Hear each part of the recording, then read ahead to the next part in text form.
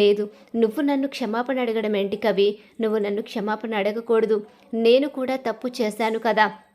తెలిసే తెలియక చేసిన పొరపాట్ల వల్ల నా మీద అత్తయ్య కోప్పడ్డారు అంతే. అంతకు మించి ఏమీ లేదు. దాన్ని నేనేం మనసులో పెట్టుకోలేదు. నువ్వు బాధపడకు అని చెప్పేసి అప్పు అంటూ ఉంటుంది.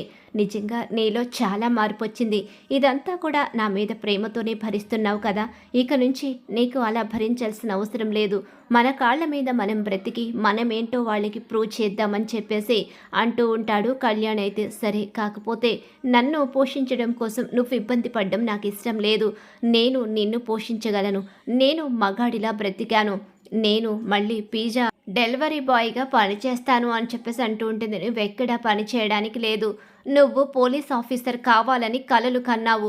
పోలీస్ ఆఫీసర్ అవ్వడానికి నేను నీకు తోడ్పడతాను. ఇక తప్పకుండా నువ్వు పోలీస్ ఆఫీసర్ అవి కావాలి. నువ్వు గొప్పగా ఎదిగి మా వాళ్ళ ముందు నిలబడాలి. అదే నా కోరిక. నేనే కాదు, నువ్వు కూడా గొప్పగా ఉండాలి కదా అని చెప్పేసి అంటూ ఉండగా, నువ్వు ఎదిగావు అంటే అది నా సక్సెసే కదా. నువ్వు పోలీస్ ఆఫీసర్ అయ్యావంటే వెనకాల నా కృషి ఉంటుంది కాబట్టి అది నా సక్సెస్ అవుతుంది. నువ్వు పోలీస్ ఆఫీసర్ అయిన రోజు మనం ఇక దర్జాగా కాలర్ ఎగిరేయొచ్చు. నా వాళ్ళ ముందు అలా ఉండాలి అని కాదు.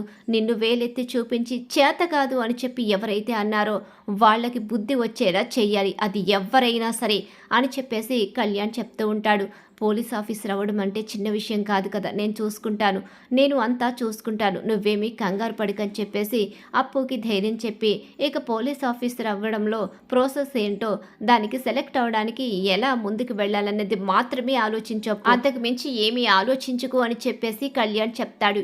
ఎలా అప్పుని పోలీస్ ఆఫీసర్ని చేయాలి, కష్టపడడం ఎలా, అసలు ఎలా కష్టపడితే డబ్బు వస్తుంది, ఇప్పటి వరకు కష్టపడడం అనేది తెలియదు. ఇక నుంచి కష్టపడి అప్పుని పోషించుకోవడమే కాదు, నేను ఇంటిని బాగా చక్కదిద్దుకోవాలి, అప్పుని పోలీస్ ఆఫీసర్ని చేయాలి. ఇదంతా జరగాలంటే ఏం చేయాలి అని తనలో తను ఆలోచించుకుంటూ ఉంటాడు. కవితలు రాయడం ప్రజెంటు ఇప్పుడు కరెక్ట్ కాదు. కవితల కోసం ఇక కంపెనీలకు తిరగడం కాదు.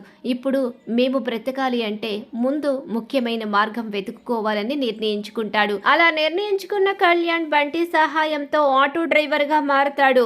ఆటో డ్రైవ్ చేస్తూ ఇక అప్పుని పోషించుకోవాలని నిర్ణయించుకుంటాడు.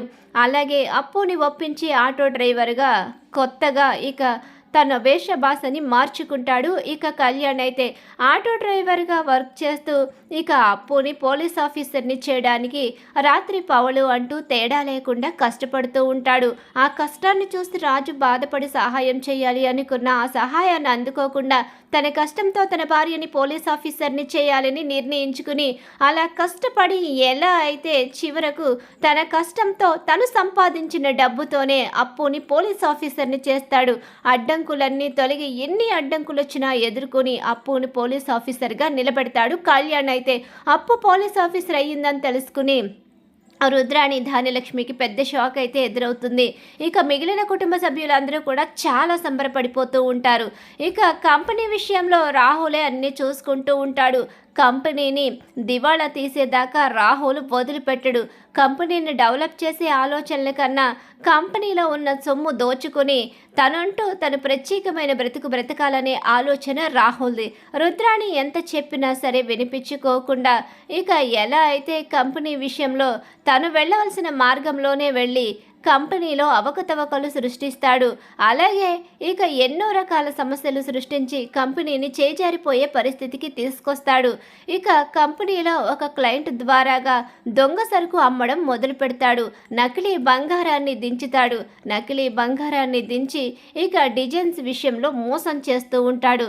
అలా మోసం చేసి ఇక అప్పుకి అడ్డంగా దొరికిపోతాడు. ఇక రాహుల్ అయితే రాహుల్ అప్పుకి దొరికిపోవడంతో అప్పు రాహుల్ని అరెస్టు చేసి జైల్లో పెట్టి రుద్రాణికి ఫోన్ చేస్తుంది.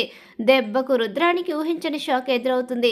మీరు పోలీస్ స్టేషన్కి వస్తే సగర్వంగా మిమ్మల్ని ఆహ్వానించాలి అనుకుంటున్నానని చెప్పనేసరికి నేను పోలీస్ స్టేషన్కి ఎందుకు రావాలి అని చెప్పి రుద్రాణి నిలదీస్తుంది. అయ్యో, మీరు ఒక్కసారి వస్తేనే కదా ఇక్కడ ఏం జరిగిందో ఇక్కడ ఎవరున్నారో తెలుస్తుందని చెప్పనేసరికి ఇక ఏం చేయాలో అర్థం కాక పోలీస్ స్టేషన్కి వెళ్తుంది.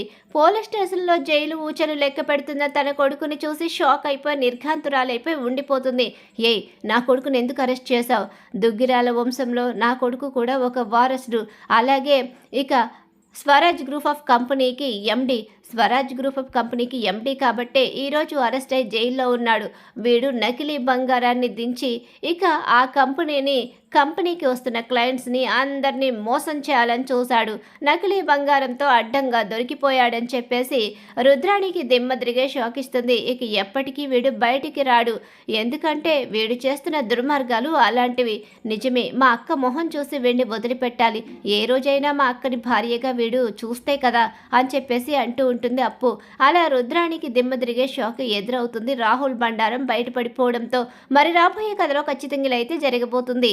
ఇలా జరగాలని చెప్పేసి ఎవరైతే కోరుకుంటున్నారో వాళ్ళు మా వీడియోని తప్పకుండా లైక్ చేయండి. బ్రహ్మముడి సీరియల్ అప్కమింగ్ ఎపిసోడ్స్ టీవీలో కన్నా ముందుగా చూడాలి అనుకుంటే మా ఛానల్ని ఇప్పుడే సబ్స్క్రైబ్ చేసుకుని పక్కనే ఉన్న గంట సింబల్లో ఆల్ మీద క్లిక్ చేయండి.